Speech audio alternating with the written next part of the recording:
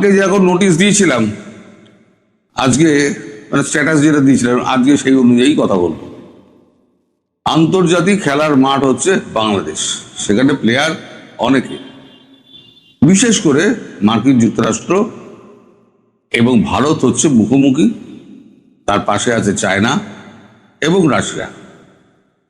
আগে দেখা যাক যে পৃথিবীতে কতগুলো আপনার সংগঠন রয়েছে, পৃথিবীর সংগঠন যেগুলো, সেই সংগঠনগুলো আগে দেখা যাক, তারপরে বিচার করব কে কে কোন কোন দেশ কার কার পক্ষে রয়েছে।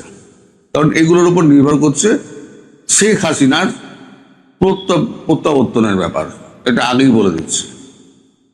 মানে এখানে একটা ভোট পাচ্ছে। একটা হচ্ছে G7 দিয়ে শুরু করি, গ্রেটার 7 বা গ্রুপ অফ 7।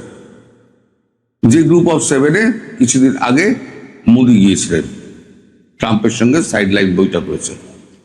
সেখানে কে কে আছে? গ্রুপ অফ 7 বিশ্বের শীর্ষ 7টি উন্নত অর্থনীতির দেশের জোট। মোট 7টি দেশ রয়েছে, যেগুলো হলো Canada, France, Germany, Italy, Japan, যুক্তরাষ্ট্র মানে ইউকে, মার্কিন যুক্তরাষ্ট্র, এছাড়া ইউরোপিয়ান ইউনিয়ন G7-এর সমস্ত বৈঠকে অংশগ্রহণ করে থাকে। মালদার পার্টিদের সংগঠন। এবার আসুন G20। নামটা G20, আসলে কিন্তু আছে 19টা দেশ। কারা কারা রয়েছে?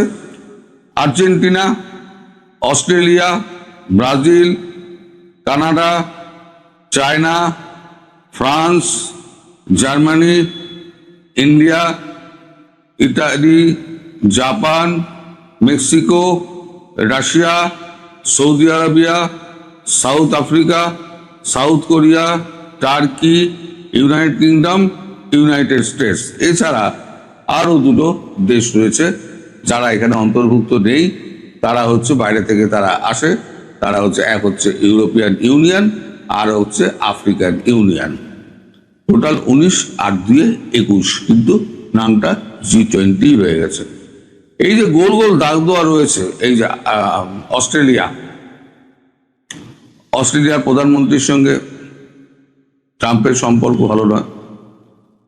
ব্রাজিলের সঙ্গে সম্পর্ক ভালো নয়, ব্রাজিল হচ্ছে আপনার ব্রিক্সের মধ্যে।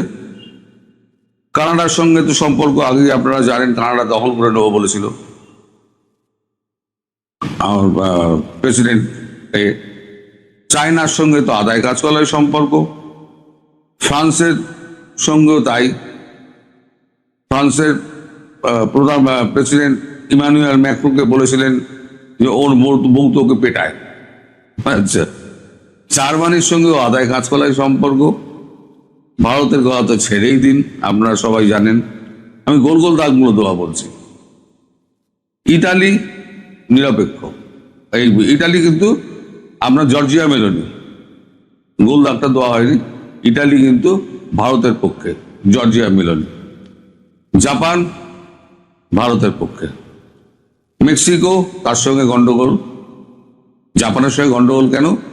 জাপানের প্রধানমন্ত্রীকে হোয়াইট হাউসে ডেকে নিয়ে গিয়ে উনি মনে করে দিয়েছিলেন প্রথম বিশ্বযুদ্ধে কিন্তু আমরা প্রথমে অ্যাটম বোমাটা ফেলেছিলাম, এটা মনে রেখে দেবেন, সুতরাং ঠিকঠাক থাকুন, ধমকি দিয়েছিলেন। মেক্সিকোর সঙ্গে গন্ডগোল নিয়ে কি, মেক্সিকোর সঙ্গে ওই আপনার বর্ডার ইস্যু এবং ড্রাগ, এই নিয়ে একটা ঝামেলা।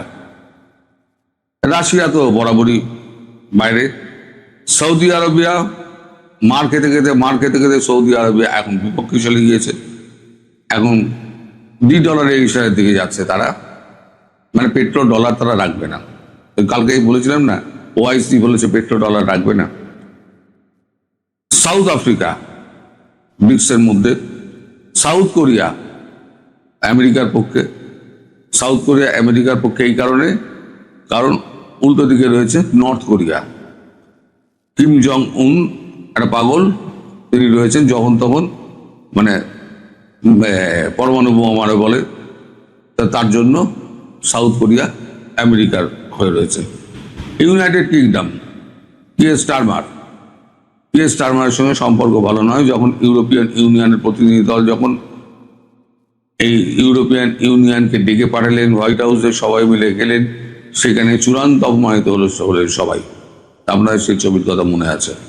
সুতরাং ইউনাইটেড কিংডম একেই তো ব্রেক্সিট করে বেরিয়ে এসছে, তারপর ইউনাইটেড কিংডম আর ওর মধ্যে মানে আমেরিকার সঙ্গে কোনোভাবেই সম্পর্ক ভালো রাখে না। আর রইল ইউনাইটেড স্টেটস। এই হচ্ছে আপনার দেশগুলো।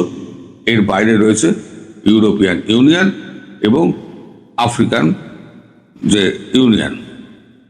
তবে মোদিজি কি করেছে, মোদিজি সমস্ত আফ্রিকান কান্ট্রিগুলোতে, ল্যাটিন আমেরিকা, আফ্রিকান কান্ট্রিগুলোতে ঘুরছেন। আপনাদের মনে আছে পাপুয়া গিনিতে উনি গেছিলেন। পাপুয়া গিনির প্রেসিডেন্ট ওরা পা ছুঁয়ে প্রণাম করেছিলেন এবং সাদর অভ্যর্থনা করেছিলেন। সম্প্রতি 29-30 দুদিন তিনি সেসেলস ঘুরে এলেন। এই সেসেলস হলো পূর্ব আফ্রিকার মূল ভূখণ্ডের পূর্বে মাদাগাস্কার উত্তর পূর্ব ভারতের বঙ্গোপসাগরে অবস্থিত একটি ক্ষুদ্রতম রাষ্ট্র। এটি প্রায় 115টি দ্বীপের সমন্বয়ে গঠিত। এই রাজধানী হচ্ছে বৃহত্তম শহর ভিক্টোরিয়া, যা দেশের প্রধান দ্বীপ মাহেতে অবস্থিত।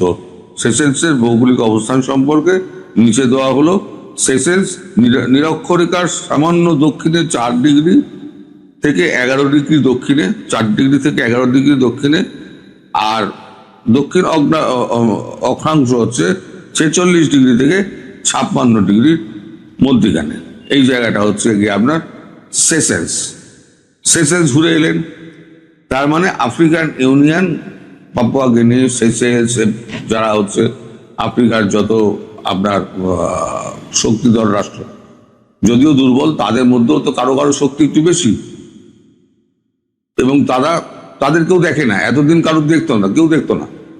ভারত কিন্তু প্রথম বলেছিল যে আমরা গ্লোবাল সাউথের কণ্ঠস্বর হয়ে দাঁড়াবো, যাদের কথা কেউ বলে না।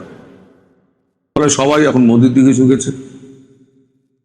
এখন এদিকে রইল তার ব্রিক্স আর হচ্ছে RIC। ওদিকে 3টে হয়ে গেল, G7 হয়ে গেল, G20 হয়ে গেল, আর এটা হচ্ছে আপনার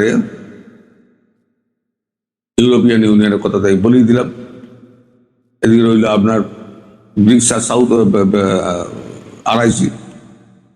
তাহলে আপনি বলুন, এইখানে ইটালি, আপনার অস্ট্রেলিয়া, ব্রিক্সের মধ্যে যারা রয়েছে, ইটালি চলে আসবে, ফ্রান্স চলে আসবে, কারণ এদের কারোর সঙ্গে সম্পর্ক ভালো নয়।